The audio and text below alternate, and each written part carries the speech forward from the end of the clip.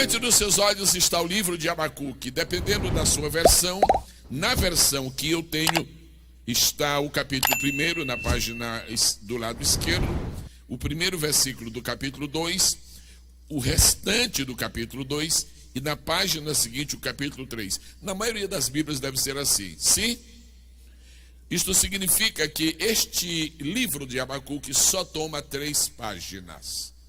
Logo, há algumas coisas que podemos ainda esta tarde recordar, poderão realmente ficar perenes em nós, porque não se trata de uma dose indigesta, de vir querer estudar um livro de 50 capítulos em 1 hora. São 3 capítulos, nós ontem começamos a falar e nós vamos continuar agora. Vamos ler o primeiro versículo do capítulo 1. O peso que viu o profeta Abacuque. Amém. Deus abençoe os irmãos que estão sentados em nome de Jesus. Existem 1000 maneiras de ilustrar a importância e o significado da Bíblia Sagrada. Podemos um dia falar da Bíblia como lâmpada, e outro dia podemos falar da Bíblia como luz, posto que lâmpada é uma coisa e luz é outra. Uma lâmpada apagada não tem luz, e nem toda luz precisa de lâmpada, como por exemplo a do sol, visto que teria que ser uma lâmpada realmente bastante avantajada. Agora, podemos pensar na Bíblia como caminho, podemos pensar na Bíblia como verdade, podemos pensar na Bíblia como alimento, podemos pensar na Bíblia como água, podemos pensar na Bíblia como fonte, podemos pensar na Bíblia como espada, podemos pensar na Bíblia como martelo. Existem maneiras 1000 de pensar na Bíblia e de falar sobre ela como tal. Eu queria lhes recordar nesta tarde que a Bíblia é, por excelência, o mais perfeito álbum fotográfico de todos os tempos. E o grande fotógrafo é o Espírito Santo. E ele, ao contrário dos outros fotógrafos que só captam o exterior, porque as máquinas é que o fazem, a palavra de Deus é capaz de focalizar por dentro. E geralmente, quando lemos a Bíblia, nós aprendemos muito mais do que está por dentro, do que está por fora, porque por fora todos veem e por dentro só vê o Senhor. Então, se a Bíblia é o mais perfeito álbum fotográfico, isto significa que a maioria dos personagens da Bíblia pode ter sua vida estudada por nós como se fossem exatamente fotografias. Esta ideia estamos lhes oferecendo a partir do seguinte princípio. O livro de Abacuque tem 3 capítulos, somente 3. E se a Bíblia é um grande álbum fotográfico, a pergunta seria: quantas fotos espirituais interiores do raio-x de Deus podemos encontrar neste livro? Resposta: 3. No capítulo 1 nós temos uma foto de Abacuque. No capítulo 2 nós temos outra foto de Abacuque. No capítulo 3 nós temos outra foto de Abacuque. De posse desse roteiro, os irmãos, por favor, sintam-se convidados para pronunciar bem alto o que se pede. No capítulo 1, qual é a foto de Abacuque? Bem forte, por favor. No capítulo 1 nós temos um profeta inconformado. Agora no capítulo 2 nós temos que profeta? Um profeta decidido. E finalmente no capítulo 3, qual é a foto de Abacuque? Conferência? Um profeta identificado com Deus. Eu quero louvar a Deus pela perfeição da Bíblia e quero louvar a Deus porque coincidiu, eu vou usar a palavra em relação ao homem, não em relação a Deus, coincidiu que a vida de Abacuque correspondia a esta programática espiritual, então deu certo. No capítulo 1, Abacuque grita. No capítulo 1, Abacuque se agita. No capítulo 1, Abacuque protesta. No capítulo 1, Abacuque deixa extravasar um grande sentimento de inconformação. E esta palavra, obrigado, pastor Júlio, esta palavra simplesmente podia ser uma palavra inicial para cada versículo. Eu não estou conformado com Judá, eu não estou conformado com os caldeus, eu não estou conformado com o meu povo, eu não estou conformado. Bom, ele não estava realmente conformado.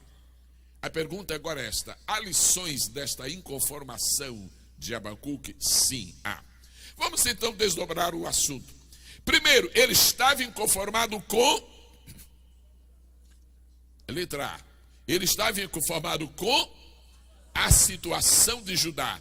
Letra B. Ele estava inconformado com a invasão dos caldeus. Ou seja, o primeiro motivo de sua inconformação era um motivo interno. E o segundo motivo da inconformação era uma razão externa. Ele estava conformado porque o seu povo, que era povo de Deus, povo eleito por Jeová, descendência de Abraão, o povo da promessa, não estava bem, não estava atuando bem, não estava vivendo bem, não estava procedendo bem. E ele estava inconformado com aquela situação. Há pessoas que às vezes veem muitíssimas coisas erradas e não ligam para isto e vão passando e vão deixando. Não, sabe? E há outros que ficam inconformados, mas não sabem exatamente o que fazer. Este é o retrato de Abacuque no capítulo 1. Um homem conformado com a situação espiritual decadente de seu povo, porque o rei era um apóstata, porque o rei havia entrado por um caminho de abominação e o povo não sabia o que fazer. Em seguida, ele olha ao redor. Ele tomou conhecimento de uma predição, de uma profecia divina. Segundo os caldeus, ou seja, os babilônios, eles iriam invadir Judá. O povo não acreditava nessa profecia. O Abacuque acreditou. Não, eu acredito que os caldeus vão invadir Judá. Eu acredito porque é Deus que está dizendo. Agora tem uma coisa, eu acredito, mas não me conformo. Era um homem inconformado. Pergunta-se: está certo ou está errado ser inconformado? Quantos acham que está certo? Levantem a mão. 2. Não, 8. Quantos? Não, 14. Quantos acham que está errado? Levantem a mão, por favor. Está certo ou está errado ser inconformado? Não, os que acham que está errado ser inconformado, levantem a mão aí agora. Bom, então os neutros nem acham que está certo, nem acham que está errado. Ou seja, não estão conformados. Muito bem. Todo verdadeiro profeta tem um período grande da sua vida em que ele é um homem ou uma mulher inconformado ou inconformada. E é preciso, com muita sobriedade, é preciso com muito carinho, é preciso com muita sabedoria discernir quando nós devemos ser inconformados ou quando devemos estar inconformados. Eu vou lhes trazer 2 grandes nomes da Bíblia. Vou lhes trazer o profeta Elias e vou lhes trazer o profeta João Batista.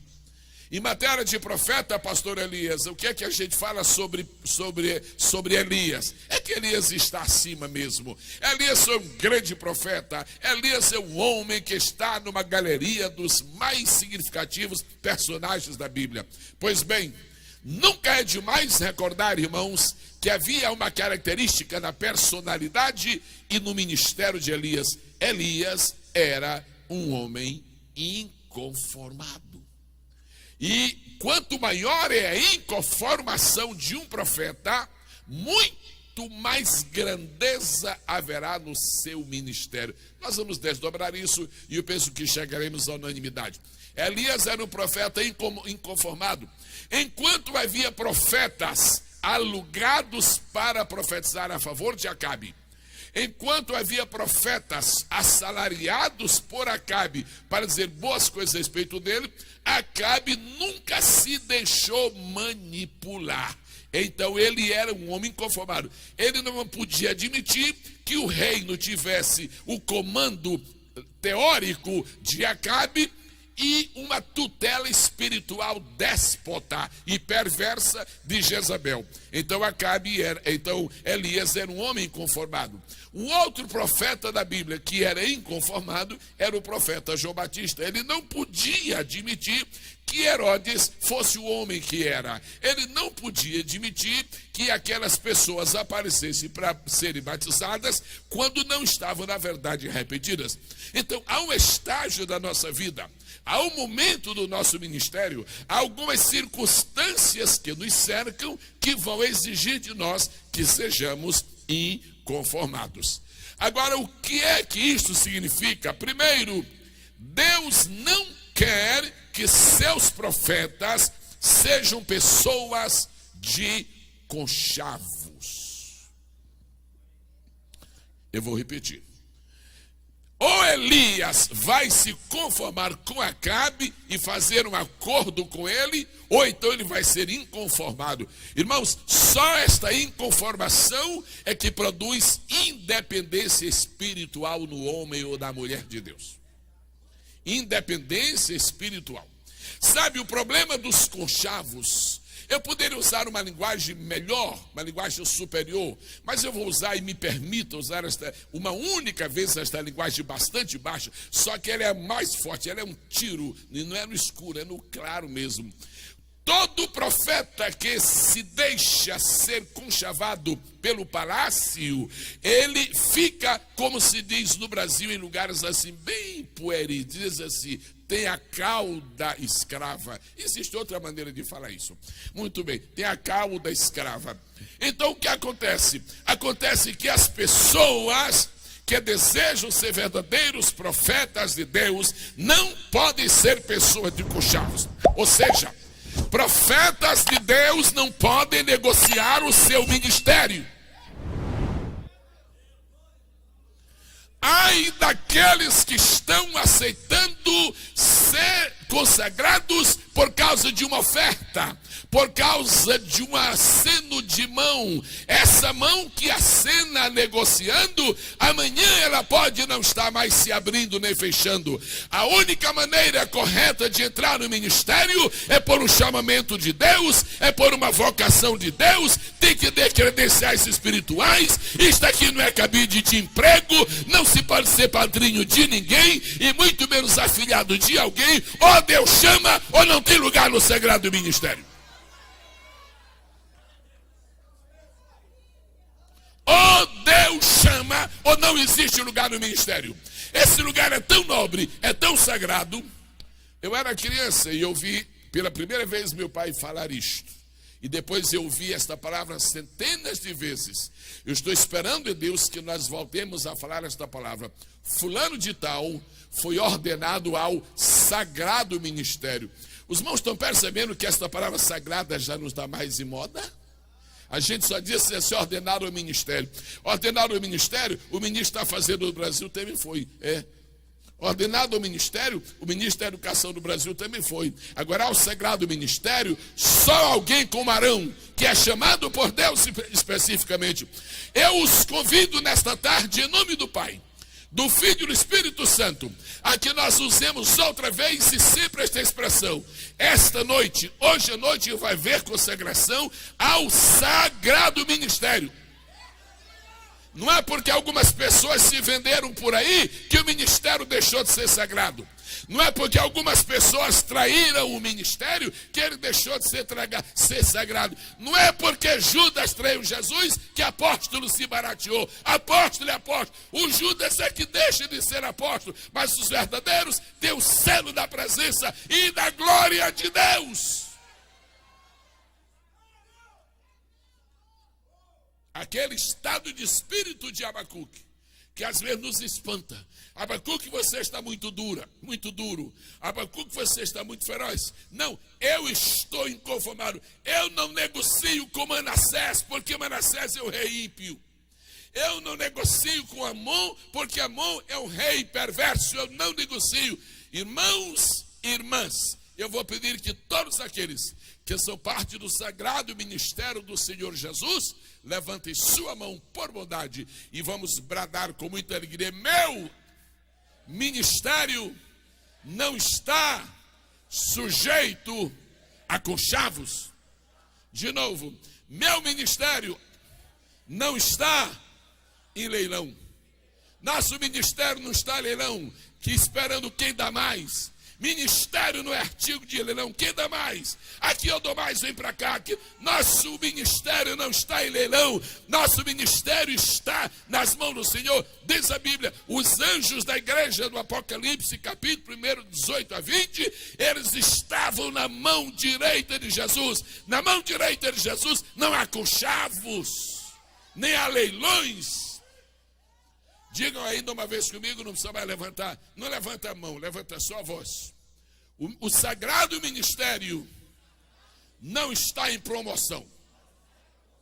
Deus ajude que os pastores que vão trazer esta noite pessoas para serem consagrados ao ministério, Deus ajude que todos que estão trazendo estejam se lembrando que o ministério não está em promoção para vender para quem tem menos dinheiro, para oferecer para quem está pior de vida. Nós não estamos em sale, nós estamos em promoção. O ministério continua a ser caro, o ministério continua a ser pesado, o ministério continua a ser difícil, o ministério continua a ser sagrado. O ministério ainda é um dom de Deus para os inconformados. Glória ao Senhor. Profetas não podem ser negociados. Quem pode repetir esta expressão? Agora vamos ver o reverso da medalha. Profetas não podem negociar. Negociar o ministério. Um dos mais cheios de autoridade dentre os homens que tenho conhecido em toda a minha vida. Autoridade espiritual. Eu já vi muita gente com muita autoridade, mas eu conheci um moço no Brasil.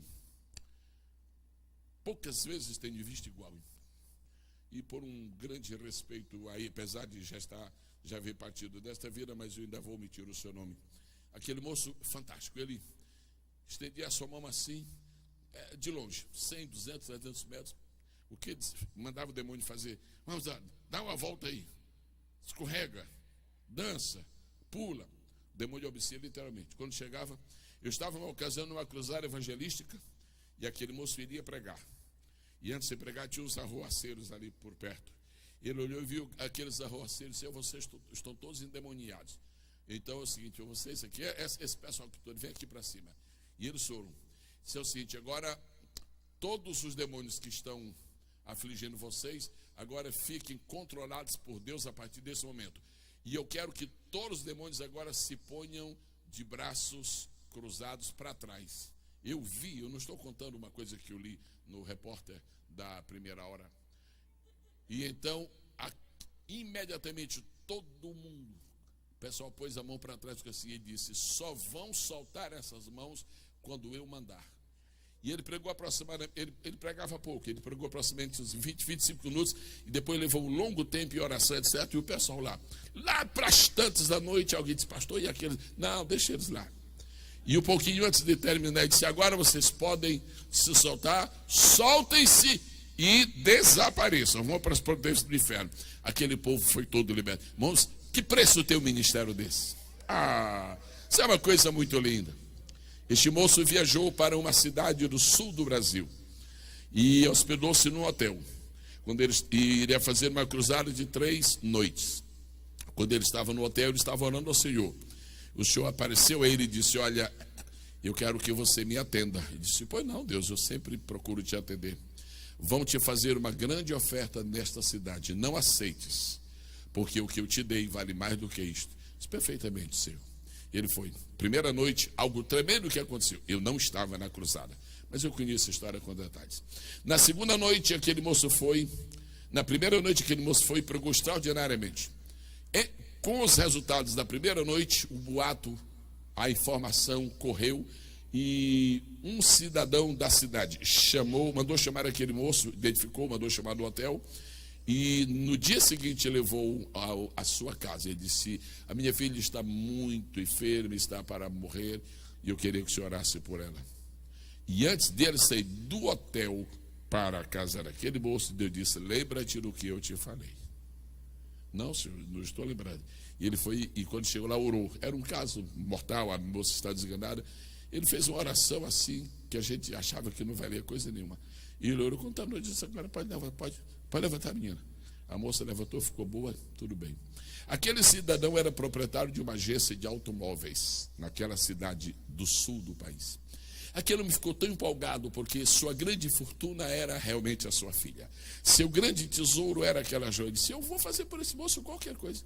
E ele disse para a esposa, o que vamos fazer com este moço? Nossa filha está boa. Ele disse, não, dá um carro zero para ele. Perfeito. Ele chamou e disse, eu queria que o senhor aparecesse amanhã no meu escritório, e do endereço direitinho. E ele foi. O escritório dele era claro, era na agência de viagens. Aquele moço foi com aquele senhor e chegou no pátio, muitos automóveis. É o seguinte, eu estou tão agradecido pelo que aconteceu com minha filha ontem, eu quero lhe abençoar. Eu queria que o senhor, por favor, escolhesse o carro que o senhor quiser. Qualquer um. Vocês sabem o que aquele moço tinha que fazer? Era rejeitar a oferta, porque Deus havia falado 2 vezes com ele. Mas ele escolheu um carro. Se eu posso escolher qualquer um, você pode. Então eu escolho aquele. Escolheu um. Ok. Ele disse, então está aqui, o senhor quer levar o carro hoje? Agora ele disse, não, eu estou indo fazer uma viagem ao norte do país, mais precisamente ao estado do Pará, e eu volto aqui, daqui a uma semana eu volto. Então está aqui. Ele tirou a chave e disse, eu vou deixar a chave aqui, os documentos aqui estão ali esperando. Vamos resumir essa história. Aquelas chaves nunca foram recebidas. Aquele moço viajou na segunda-feira ao Rio de Janeiro, do Rio de Janeiro, na terça-feira ele ficou 2 dias, ele foi ao norte do país, ele não sabia nadar, e ele naufragou, ele morreu afogado nas águas da Baía de Guajará, ali em Belém do Pará. Desapareceu para sempre. Ele nunca voltou para receber o seu carro. Profetas não podem nem ser negociados, nem negociar. Agora, por que isto acontece? O que quero falar, o que quero deixar bem claro é o seguinte, eu sei exatamente, eu era mais ou menos íntimo desse moço, a história foi muito conhecida, isso é um fato dos anos 70 e lamentável, mas eu queria dizer uma coisa, nosso ministério vale mais do que uma frota de aviões. Eu vou repetir, nosso ministério vale mais do que uma frota de aviões. Se há aqui alguém que vai ser ordenado esta noite ao sagrado ministério, e eu quero lhe dar uma palavra de Deus, como se fosse só nós dois estivéssemos aqui, eu estivesse olhando para você, nunca negocie o seu ministério. Nunca venda uma unção que desceu do céu, porque nada na terra se lhe compara. Aplauda ao Senhor pela grandeza da nossa unção.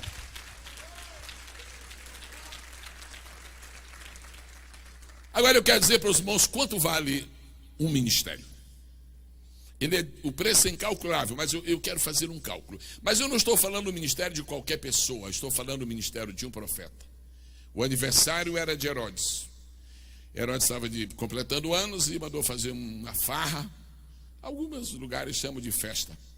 Ele mandou fazer uma grande farra e quando estava lá bem bêbado, então aparece lá alguém e para dançar, alguma coisa como strip, qualquer coisa lá perante ele, ele se empolgou muito e disse o seguinte, eu estou encantado, hoje é meu aniversário, eu não vou ganhar presente, eu vou dar presente, você pode me pedir o que você quiser, você é minha eleita, minha favorita. A pobrezinha não sabia nem o que pedir, foi lá dentro na cozinha e falou, mamãe, tu está me oferecendo o que eu quiser. Aí o rei disse assim, só não posso dar o reino todo, mas até metade eu dou, porque eu estou dominado por você, até metade do reino eu dou. Quanto vale a metade de um reino? Vale muito dinheiro.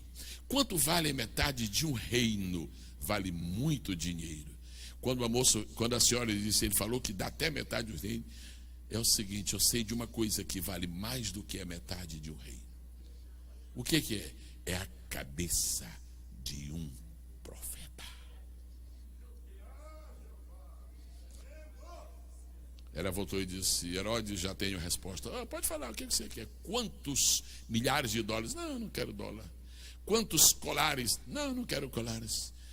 quantas pulseiras de diamante? Não, eu quero a cabeça de João Batista. Mas peraí, cabeça de homem, não, eu quero a cabeça do profeta. Porque aquela cabeça tem uma mente que sonda os pensamentos de Deus. É porque aquela cabeça tem uma boca que fala a palavra de Deus. É porque aquela cabeça tem os ouvidos que ouvem o eterno, Criador dos céus e da terra. É porque aquela cabeça tem um raciocínio que alcança o infinito. Aquela cabeça vale mais do que a metade. Eu quero a cabeça. Teu ministério vale mais do que a metade de qualquer reino. Por isso, tua cabeça não pode ficar a prêmio. Quantos glorificam esta tarde ao Senhor Jesus? Diga comigo por bondade. A história que eu falei, todos conhecem, mas para os que gostam de anotar, está em Marcos 6:24. Diga comigo, por favor, o preço de um profeta pode não ser tão alto, mas o seu valor é incalculável. Então não meça o seu ministério por preço, porque preços são cifras. Meça por valor, porque valor é o estimativo espiritual. Amém, amados? Bom, vamos ao segundo. No capítulo 1 está este homem inconformado.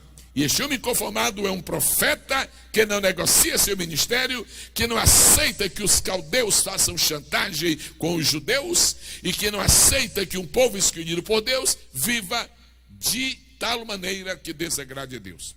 Mas termina o capítulo 1.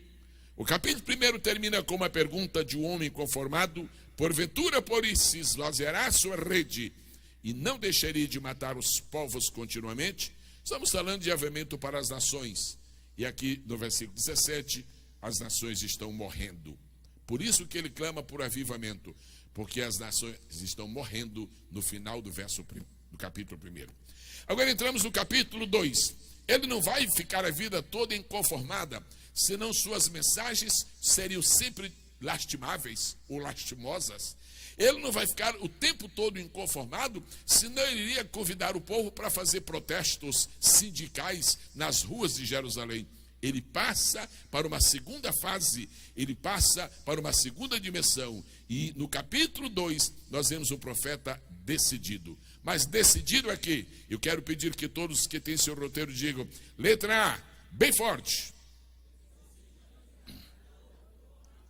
Algumas Bíblias dizem torre, outras Bíblias dizem fortaleza, tanto faz. Esta Bíblia que eu tenho aqui diz: sobre a minha guarda estarei e sobre a fortaleza me apresentarei. Letra A, decidiram a ficar na torre ou na fortaleza. Logo abaixo, letra B. Letra C. Irmãos queridos, por mais simples que possa parecer, e é claro que como de hábito eu só sei falar simples, mas por mais simples que seja esta mensagem, eu queria lhe pedir a gentileza agora de atentar para algo que me parece altamente importante. Nossos 3 grandes desafios como homens e mulheres de Deus. Nossos 3 grandes desafios como profetas para uma geração no tempo do fim. Meu primeiro grande desafio é este: onde eu devo ficar? Há muita gente que não sabe ainda onde vai ficar. Há muita gente que decidiu não ficar. Há outros que ainda estão aqui, mas pensando se vão ficar. E há outros que já disseram: se eu tiver que morrer, eu morro, mas morro aqui onde eu fiquei.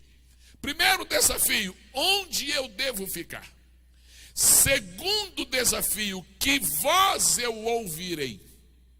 Terceiro desafio: a quem eu vou obedecer? Esses são desafios para esta hora.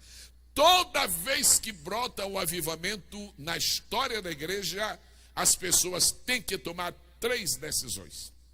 E aí nós poderíamos recordar avivamentos. Pode ser, por exemplo, o grande avivamento do Chile.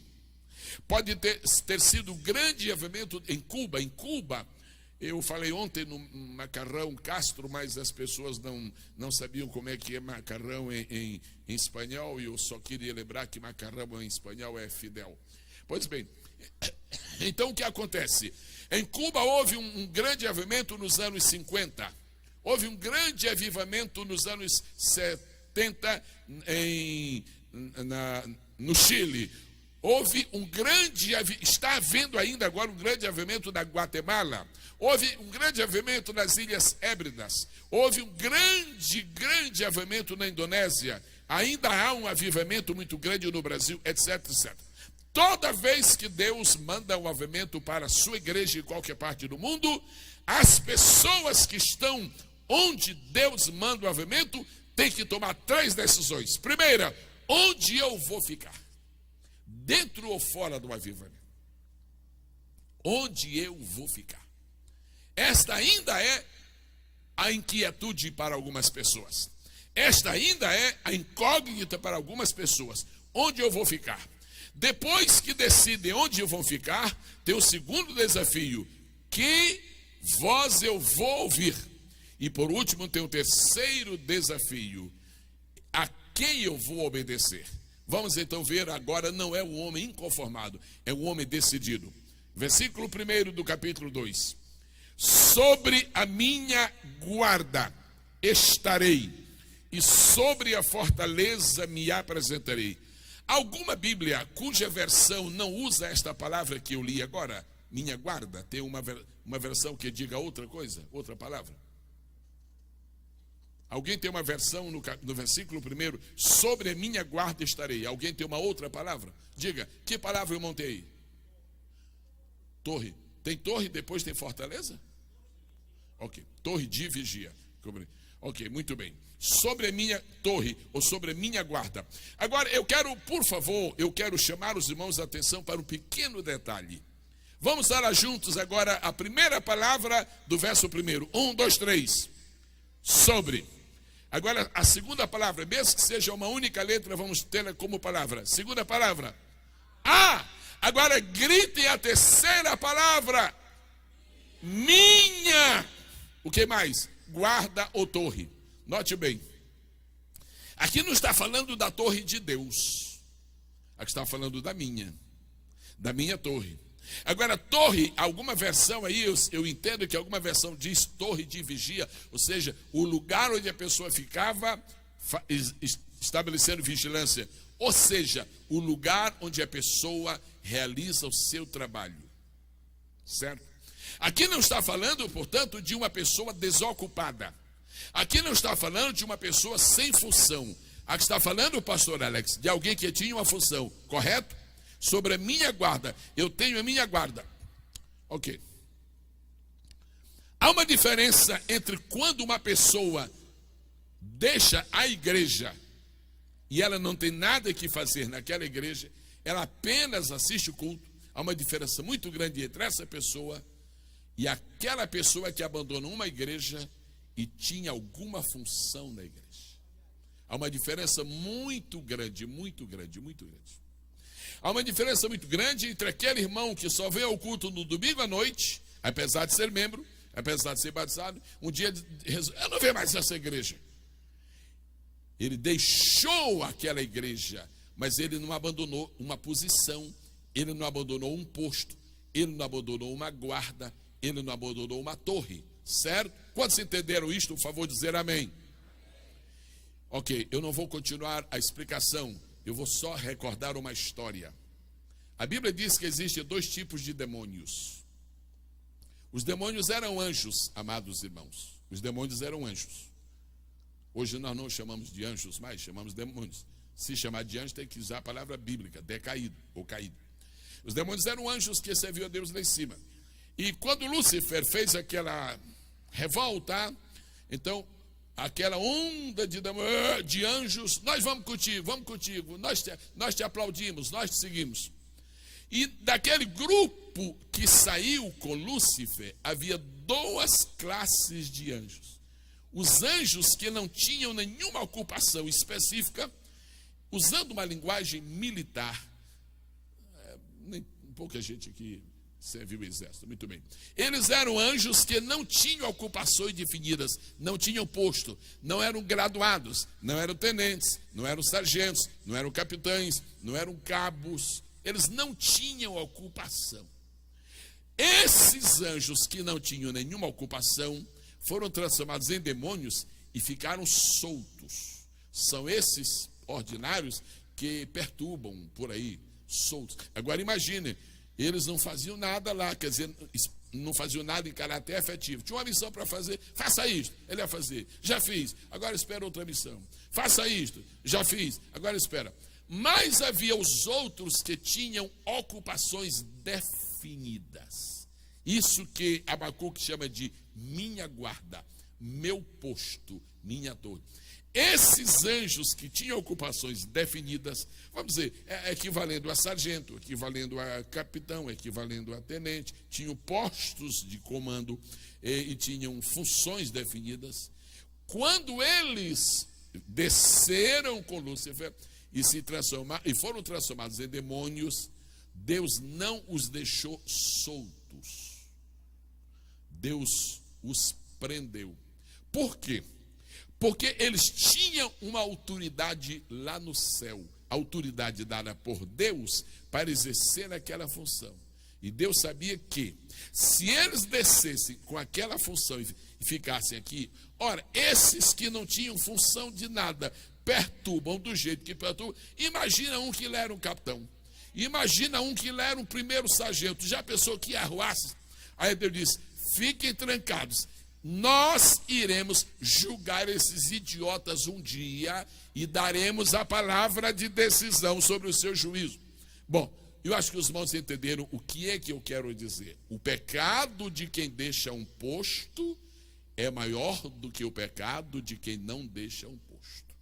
Há pessoas que pensam que não faz nenhuma diferença. Agora, ouça-me, deixar uma igreja pode ser uma coisa, sair de uma igreja pode ser uma coisa, agora trair um ministério, isto é outra coisa. Rebelar-se contra uma igreja, isso é outra coisa. E meus queridos irmãos, podem ser os nossos melhores amigos que se rebelaram, mas olhe nos meus olhos aqui o que eu vou dizer.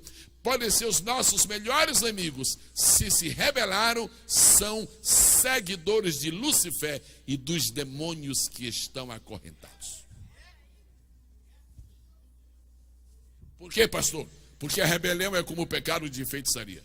Agora, se você fosse um dia ter uma... Eu sugiro que não vá. Mas se você fosse ter uma entrevista com Satanás, era capaz de ele dizer que ele tinha razão de fazer aquilo. Por que o senhor está dizendo isso? Porque alguns hoje também têm as suas razões. Lúcifer também tinha deles. Eu tinha razão. Qual era a tua razão? Sabe, eu queria ficar só meia hora lá no posto de Deus e ele não deixou. Ok, vamos para a frente. Sigamos. Sobre a minha guarda estarei, e sobre a fortaleza me apresentarei e vigiarei.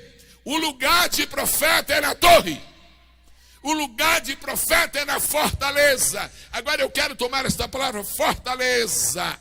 Os irmãos se lembram que quando Davi estava num período de muita crise, Deus lhe deu uma vitória, ele escapuliu da crise, ele escapou daquela situação de caos e correu. E há um versículo em seguida que diz assim: Davi então habitou na fortaleza. Acredite, se você conversar com ele segunda-feira, pai do seu irmão, como é que vai? Está bem? Oh, pastor, amanheci tão fraco. Deus esteja contigo, irmão. Oh, amém, já estou mais forte. Na terça-feira eu comecei, hoje eu estou um pouquinho melhor porque tem culto, mas eu ainda me sinto fraco. Quando é na quinta-feira, como é que está? Eu já perdi a bênção da terça. Ou eu corro rápido e fico assim. Sabe o que acontece com esses irmãos? É que eles habitam na fraqueza. E qual é a sugestão que eu montei? Muda de endereço. Para de habitar na fraqueza e faz como Davi. Habita na fortaleza. O que quer dizer isto? Agora eu tomo isso do ponto de vista espiritual, queridos irmãos. Habitar na fortaleza significa estar no lugar seguro. Eu tenho um grande apreço por uma palavra que está no livro dos Salmos, e eu sei que os irmãos amam também aquela palavra. Tu és a rocha onde eu me escondo, e ela é mais forte do que eu. Por que você vai se apoiar em quem está mais fraco do que você? Por que você vai depender de quem está mais fraco do que você?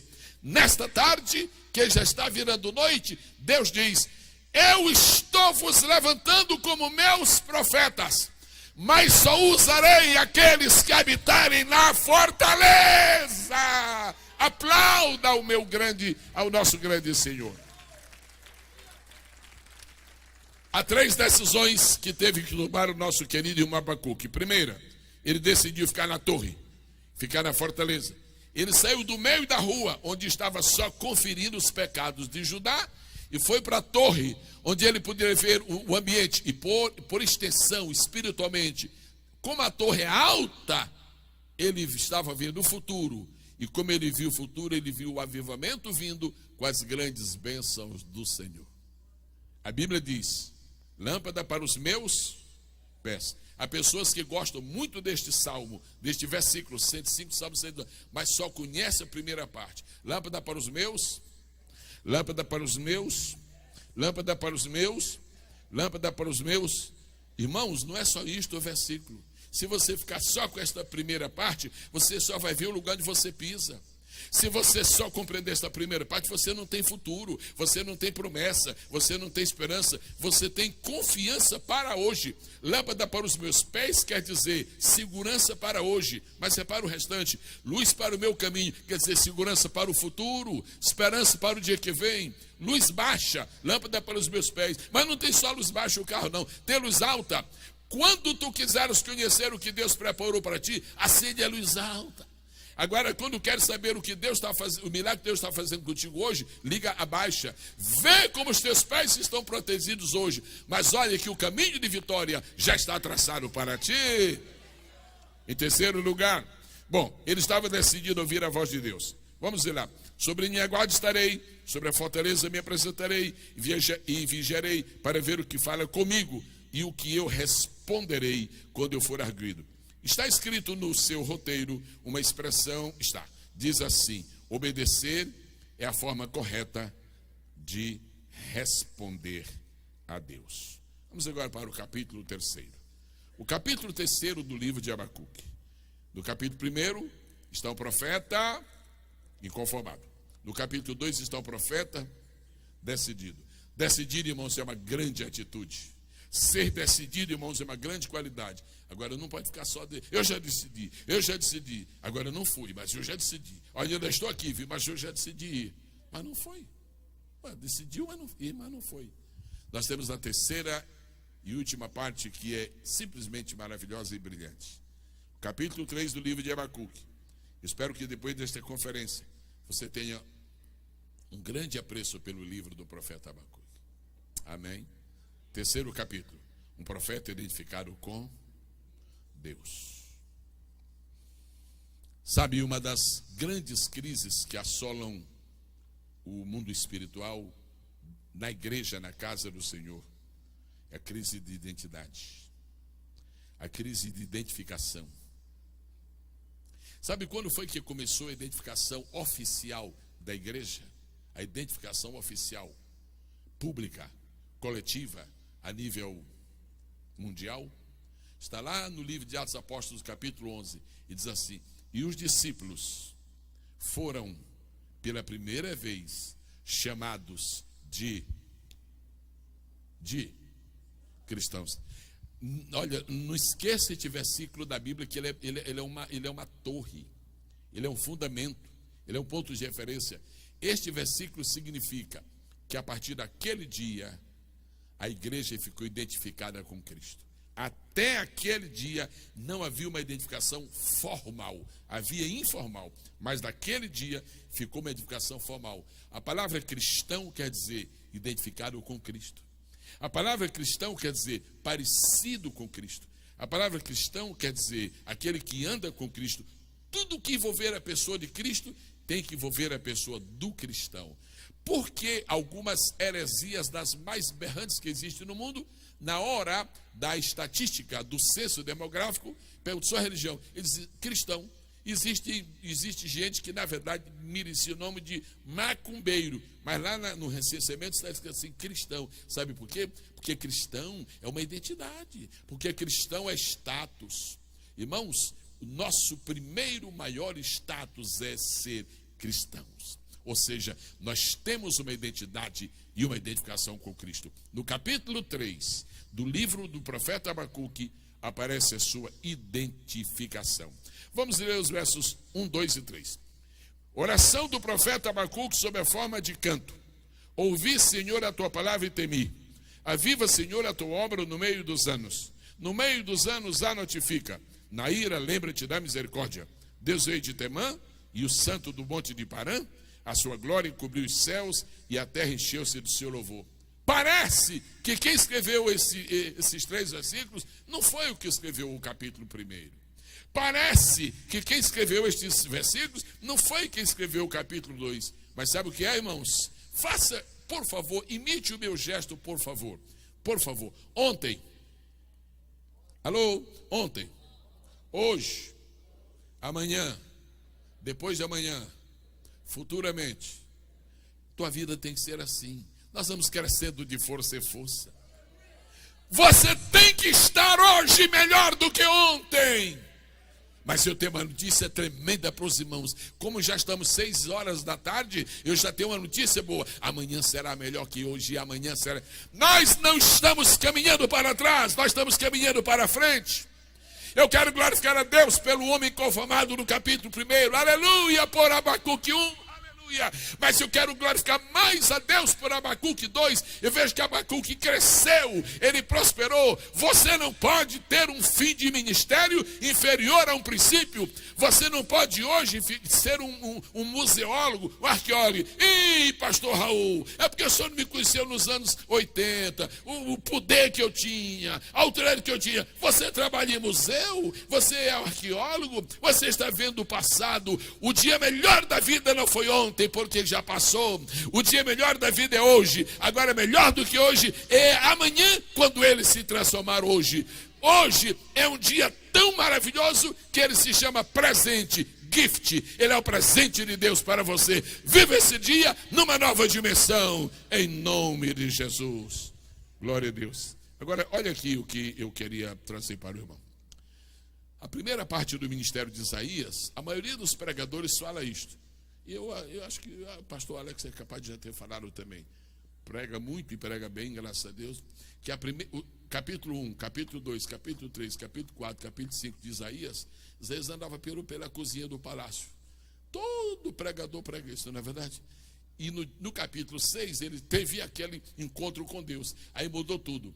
Pois bem, esses 5 capítulos primeiros do livro do profeta Isaías, era quando Isaías não tinha identificação com Deus. Ele tinha identificação com Acabe. Escutem o que eu quero dizer isto. Quantos se lembram de haver lido na Bíblia a respeito de profetas assalariados pela corte? Eu não estou falando profetas assalariados pelo tesouro da casa do rei, não. Eu estou falando profetas assalariados pela corte. Irmão, profeta que é pago pelo rei, só profetiza a favor do rei. Isso está na Escritura Sagrada. Alguns profetas que eram pagos ganhavam do trono. E então, na hora de profetizar, então era preciso descobrir onde é que havia um profeta. Não existe, porventura, um profeta de verdade. Porque isso aí, se eles profetizaram contra o rei, não tem pagamento este mês. Então tem que, não, grande será a tua vitória. E o rei debaixo de condenação. Coisa terrível. Isso é falta de identidade, é falta de identificação. Mas eu pergunto, de que maneira Abacuque se identificou com Deus? Os irmãos têm o seu roteiro aí. Vamos então tratar juntos de responder esta pergunta. De que maneira Abacuque se identificou com Deus? Como é que você vai ser identificado? Sabe, há 2 tipos de pregadores na igreja. 2 tipos. Um é aquele que todo mundo diz, olha, o pregador, o pregador, o pregador, o pregador. E tem outro, o pregador, vírgula, homem de Deus. Por que nós não chamamos a todos os pregadores de homens de Deus? É porque eles não são inconformados? Talvez o sejam. É porque eles não são decididos? Talvez o sejam. É porque ainda não deu para a gente entender que existe uma identificação tão profunda. Você conhece o homem de Deus, porque o homem de Deus esteve no monte. E quando ele desceu, Israel não podia olhar para ele, porque estava a projeção do rosto, da glória de Deus. Você conhece o homem de Deus, porque quando ele diz que vai acontecer, acontece. Como a mulher deu testemunho para o marido. Na verdade, este profeta, né? Este que passa por nós é um santo homem de Deus. Ou então o outro é testemunho. Tudo que esse homem diz acontece. Nosso grande desafio agora, irmãos, é sermos um pouquinho mais do que pastores. É sermos um pouquinho mais do que evangelistas. É sermos um pouquinho mais do que presbíteros. É sermos um pouquinho mais do que pregadores. Que o mundo e a igreja, e principalmente a igreja, nos conheça e reconheça como homens de Deus. Que os homens nos reconheçam. Agora, não se identifica o homem de Deus no capítulo 1 de Abacuque, porque ele só lamenta. Não se identifica o homem de Deus no capítulo 2 de Abacuque, porque ele subiu para a torre, mas não orou. Conhece-se o homem de Deus no capítulo 3 de Abacuque, porque ele fez algumas coisas que nós vamos ver agora. De que maneira Abacuque se identificou com Deus? Os irmãos podem falar. Letra A, através da oração. Letra B, através da palavra. Letra C, através da visão do avivamento que se fez acompanhar de intercessão. Letra D, através da consciência da presença de Deus. Estão preparados para virar alguma coisa um pouquinho forte? Estão preparados? Não, eu estou perguntando se estão preparados. Estão? Então escutem só. Olha aqui uma coisa que eu quero falar com os irmãos, antes que eu conclua. Abacuque 3, verso 2. Repita após mim. Ouvi. Todo mundo pode ser? Ouvi. Quase todos falaram, agora todos. Ouvi. Senhor, a tua palavra. Ponto. Todos os crentes dizem esta primeira parte do versículo. Ouvi, Senhor, a tua palavra. Porque não são surdos. Eu estou no culto, ouvi a palavra, ouvi. Agora, a segunda parte, o finalzinho é que precisa saber quem é que está dizendo. Ouvi, Senhor, a tua palavra, vírgula, não, ponto não. Tem uma conjunção que liga imediatamente. Ouvi, Senhor, a tua palavra e temi. Diga comigo, e temi. Agora, você tem a sua Bíblia e eu tenho a minha e eu faço uma pergunta. Se este livro é a palavra de Deus, se este livro é revelado por Deus, se este livro é inspirado por Deus, se este livro tem a autoridade de Deus, o que está acontecendo? Que muita gente está lendo este livro e não está tendo temor. O defeito está no livro? Então em quem está o defeito? Primeiro, se esta palavra não está produzindo temor em alguém, vamos falar a verdade, é porque muitos nunca leram toda a palavra. Eu quero declarar esta noite que diante de Deus é um pecado, um obreiro, ser obreiro, sem haver lido toda a palavra. Eu gostaria de sugerir o seguinte, que nós atentássemos para isto. Qual é a autoridade que uma pessoa tem de ensinar um livro que ele não leu?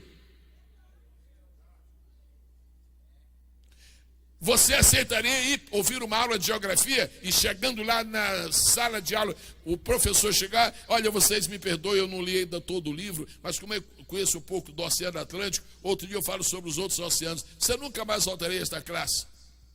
Se o povo vem à igreja nos ouvir, é porque eles acreditam que nós lemos o livro. Se o povo está presente para nos ouvir, é porque eles acreditam que nós conhecemos este livro. Eu não estou falando de decorar a Bíblia, eu estou falando de ler. Não tem um versículo dizendo decora a Bíblia, mas tem uma porção mandando ler. Meu irmão, para de ficar querendo ser agora especialista em noticiários da tua cidade no Brasil. Vai ler o livro, irmão. Há pessoas que ouvem falar de um acidente que aconteceu na cidade de Banana Roxa da Primavera. E aconteceu um acidente lá. Não é sua cidade, não é seu estado, você não sabe onde fica. Mas você quer saber o acidente? Você quer saber qual era a cor da camisa do chofer? Você quer saber quanta gasolina havia no tanque? Você está feito Marta. Você está se distraindo com essas coisas. Vai mergulhar no livro. Você não pode enganar a igreja chegando perante levante ela para ministrar uma palavra que você não leu, uma palavra que você não conhece, que os novos obreiros sejam respeitosos para com este livro. O direito de ensinar este livro está ligado ao dever de estudá-lo, ao dever de lê-lo, ao dever de conhecê-lo. Sim, algumas pessoas, a palavra deixou de produzir temor, é porque nunca leram a Bíblia toda. Eu já disse muitas vezes que eu nunca vi um homem de tamanha integridade neste mundo igual ao meu pai. Eu dou esse testemunho com alegria. Nunca conheci um homem tão íntegro quanto o meu pai. Nunca. Uma ocasião ele comprou um pacote, ele gostava muito de ler, comprou uma coleção de livros. Comprou lá. E o cidadão convenceu a comprar a prestação. Não convenceu a comprar a coleção ele quis comprar. Convenceu a comprar a prestação. E meu pai, mas isso dá certo mesmo? Dá. E ele comprou, era para pagar em 12 vezes. O cidadão foi embora.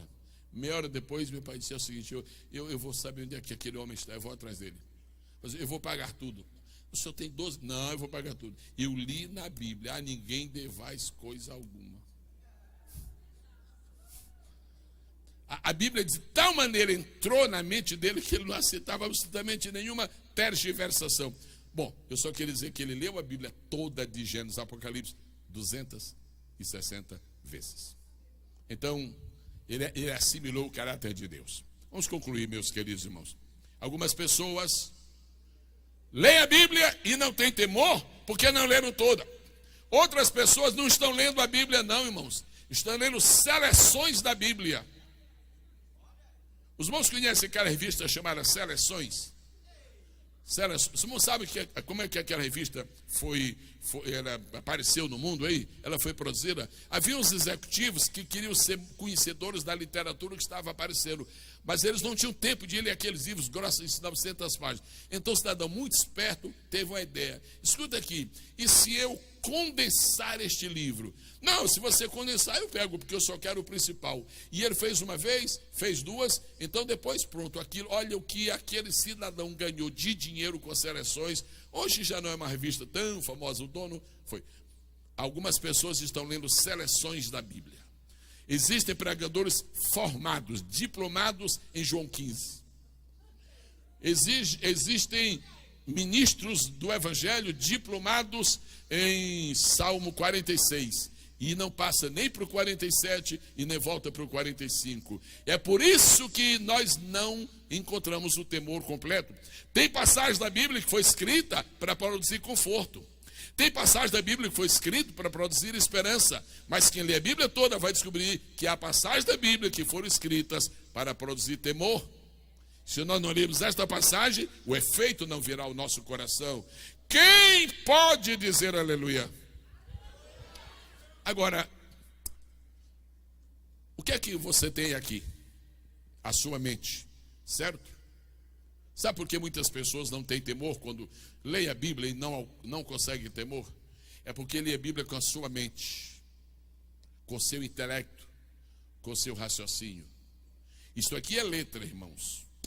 Os irmãos estão olhando aí para a Bíblia, isso aqui é letra, não é letra? É letra, isso aqui é letra, isso aqui é papel. Quando eu leio a Bíblia, os meus olhos pousam nas letras. Agora essa palavra aqui não é letra não. O que é a palavra de Deus, segundo diz a Escritura? Jesus disse: as minhas palavras são... Fale mais alto. A primeira parte, as minhas palavras são... Está aumentando, daqui a meia hora. As minhas palavras são... Só uma palavra. As minhas palavras são... Agora ouça-me. Se Jesus tivesse... As minhas palavras são carne, a minha carne entenderia a palavra, porque carne é que entende. Se Jesus tivesse dito: as minhas palavras são mente, alma, então a minha mente e a minha alma entenderiam, porque a mente entende a mente. Uma alma entende a outra. Mas Jesus não disse isso. Jesus disse: as minhas palavras são espírito. Então escute, você só entende a palavra de Deus com seu espírito, porque só um espírito entende o outro espírito. Só um espírito entende outros. Se você vai ler a Bíblia e não põe o seu espírito, você não vai entender absolutamente nada. É por isso que tem pessoas que vão ler a Bíblia, só encontram problemas. Mas isso é questão de... E me fala que a mulher de quem? Uma ocasião eu estava no congresso, apareceram lá dois, um senhor e um jovem. Pastor, o senhor está aqui ministrando, nos ajude aqui. Qual é o assunto? Nós temos a mesma pergunta. A mulher de Caim. Olha, dá uma vontade a gente dizer, ainda bem que Deus me ajuda, eu não quero ser grosseiro com esses moços. Meu filho, você é casado? Não, pastor, eu sou solteiro. Então assim, desista da mulher de Caim, que ela já está comprometida. Aí o outro quis ser definir, não, e você aqui, você é casado, sou... Feiura, rapaz, você perguntando pela mulher dos outros. A falta de temor que muitas vezes ocorre é porque queremos ler a Bíblia com a nossa mente. E então só encontramos problemas, só encontramos dificuldades. A próxima vez que formos ler a Bíblia, vamos lê-la com o nosso espírito. Os olhos só para captar as letras, mas é o espírito que vai captar a mensagem. Quantos dizem amém? Estejamos de pé em nome do Senhor Jesus.